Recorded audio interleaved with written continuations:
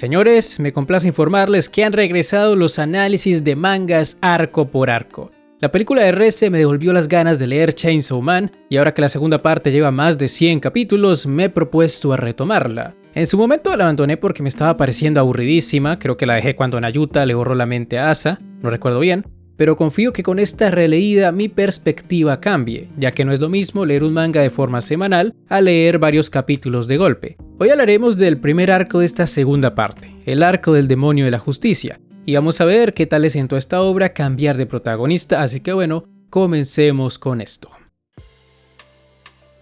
Sea la obra que sea, siempre va a generar conflicto que el protagonista sea reemplazado con otro personaje. En este caso fue Asa quien tomó las riendas de la historia, y aunque para muchos esto puede sonar extraño, creo que fue una buena decisión. No sé por cuánto tiempo vaya a ser la protagonista, pero siendo completamente sincero, sí le dio un toque de aire fresco a este manga, y no me malinterpreten, Denji es un personajazo, pero la realidad es que ya no había mucho más que contar sobre él. Sus pocas apariciones en este arco lo confirman, siempre que lo vemos aquí es a modo de recurso cómico, para decirnos que quiere revelar su identidad, para tener un montón de chicas con las cuales hacer cosas más 18. Que no está mal, Denji ya hizo todo lo que tenía que hacer, que disfrute su vida, o eso es lo que diría si más adelante no volvieran a destrozarlo por completo, pero de eso ya hablaremos en otros videos. Por ahora centrémonos en Asa. Asa es una persona llena de odio y resentimiento. Debido a que perdió a sus padres a manos de un demonio, se convirtió en alguien muy amargada, en alguien que odia la felicidad ajena y quien prefiere estar sola porque según sus propias palabras no necesita amigos. En resumen, era una chica muy edgy, o eso es lo que quería que los demás pensaran sobre ella, porque la realidad es que solo estaba resentida con su vida y enfocaba ese odio en los demás, en sus compañeros de clase, en Chainsaw Man a quien todos admiraban y cómo no en el pollo ese llamado Bucky.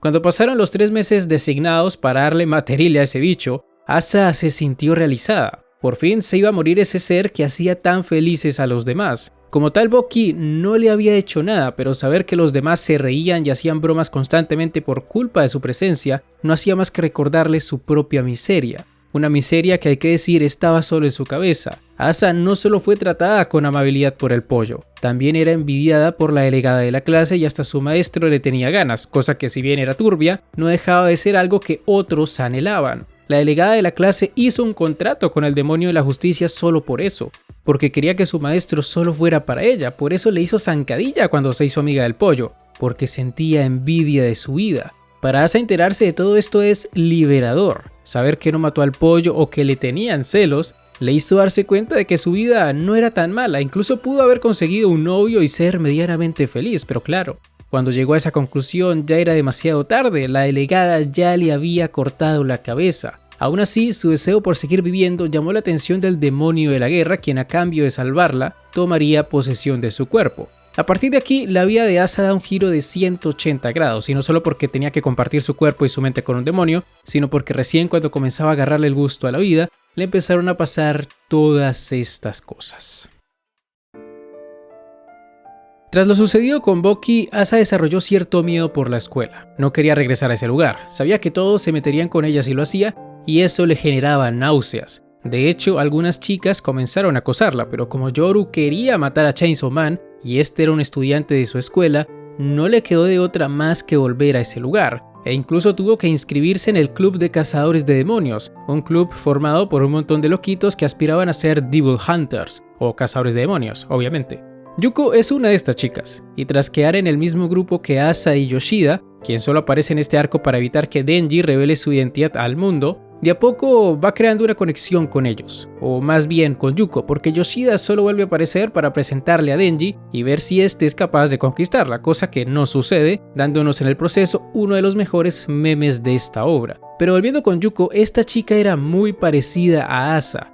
No tenía amigos y sus padres también habían sido asesinados por un demonio, cosa que las hizo empatizar rápidamente. Asa no podía entender cómo alguien como Yuko podía ser tan positiva pese a su pasado.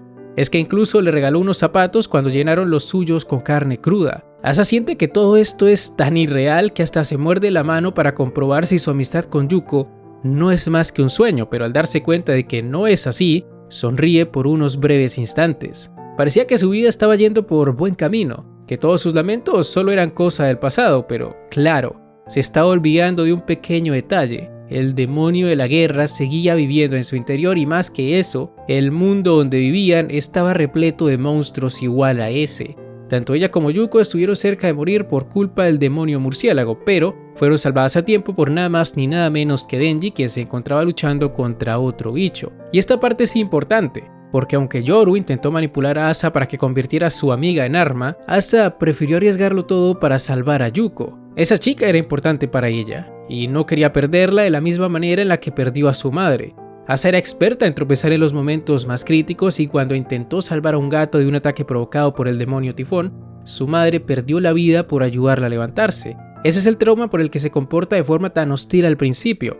No es que Asa no quisiera tener amigos, es que sentía que no los merecía. Se ve a sí misma como alguien por quien no vale la pena arriesgarse, pero asimismo también reconoce que al igual que Yuko cuando le regaló los zapatos, su corazón se sintió bien cuando intentó ayudar al gato o cuando se hizo amiga de Boki, pese a las consecuencias que eso le trajo. Asa Mitaka no es una mala persona, y por ello decide cargar con el cuerpo de su amiga, aunque sepa que eso le podría costar la vida. Es un comportamiento que se repite mucho a lo largo de este arco. Asa no está de acuerdo con los métodos de Yoru, no quiere matar a nadie más aparte de los que ya mató, y cada vez que tiene la oportunidad intenta evitar el conflicto. Justamente esto es lo que sucede cuando trata de dialogar con Yuko, después de que ésta fuera a la escuela a matar a sus acosadoras. Para Asa no es agradable ver a su amiga convirtiéndose en un monstruo. Y menos por su culpa, porque según su amiga estaba haciendo eso para protegerla, o eso es lo que creía en ese entonces, ya que más adelante se revela que Yuko solo quería ser como Chainsaw Man, quería ser amada por otros. Al final del día, tanto Yuko como ella eran iguales, es solo que su amiga escondía su dolor detrás de una sonrisa, mientras que ella se limitaba a odiar a todo el mundo. Aún así, enterarse de las verdaderas intenciones de Yuko no cambia su relación, siguen siendo amigas. ¿Qué importa que haya matado a unos cuantos estudiantes? A fin de cuentas, para Asa, Yuko era más importante que esas personas, y ella misma admite que es de lo peor por reírse de esa situación. En esta obra, la moral de los personajes es así, suelen ser bastante egoístas, es normal que Asa priorice a Yuko, es que hasta le pidió a una de las hermanas de Yoru que la regresara a la vida, y me gustó el detalle de que Muerte, creo que sí era Muerte, o al menos eso es lo que he visto en las redes sociales, haya sido la única del club de cazadores cuyo cuerpo no recibió heridas mortales durante la pelea contra Yuko. Es más, fue lanzada fuera de la escena, dándole la posibilidad de contraatacar más adelante, porque a ver, es obvio que la espada de Asa no fue la que cortó en pedacitos a su amiga, eso debió ser obra de la hermana de Yoru. Ese tipo de detalles me gustan, y estoy seguro de que esos pájaros que se le aparecieron a Yuko antes de ser asesinada por el imitador de Chainsaw Man deben ser una especie de foreshadowing, es decir, si Makima se le apareció en forma de ratones a Reze, no hay nada que impida que esos pájaros le pertenezcan a otro demonio, capaz de pertenecer a Muerte, vete tú a saber. No llegué tan lejos cuando leí esto por primera vez, así que cualquier cosa podría pasar.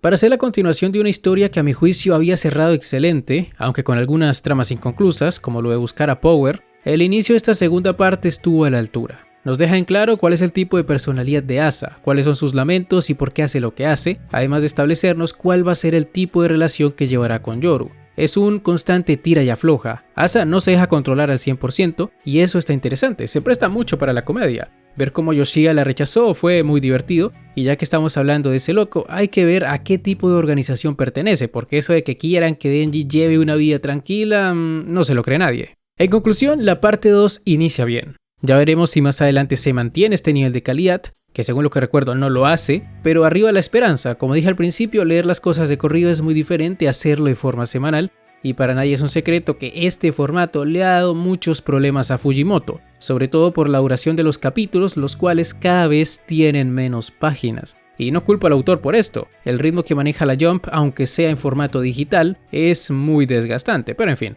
Con esto ya cerraríamos el primero de estos análisis de la parte 2, y si les ha gustado no olviden dejar un buen like, suscribirse, síganme en mis redes sociales que están en la descripción, y ahora sí, me despido. Hasta la próxima, el Psy Kongru.